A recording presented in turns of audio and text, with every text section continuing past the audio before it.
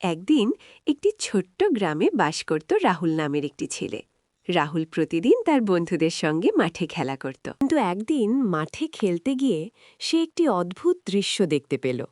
একটি ছোট্ট পাখির ছানা মাটিতে পড়েছিল এবং তার একটি পা ভেঙে গিয়েছিল। ছানাটি খুবই ভীত ও অসহায় মনে ছিল। রাহুল পাখিটিকে কোলে তুলে নিল এবং তার বাড়িতে নিয়ে গেল। সে ঠিক করল যে সে ছানাটির সাহায্য করবে। বাড়িতে এসে রাহুল তার মাকে সবকিছু খুলে বলল। তার মা মিষ্টি হেসে বললেন, বেশ, আমরা এই পাখির ছানাটিকে আমাদের পরিবারের একজন সদস্য হিসেবে গ্রহণ করব। রাহুল ও তার মা পাখির ছানাটিকে প্রতিদিন যত্ন সহকারে দেখাশোনা করতে লাগলেন।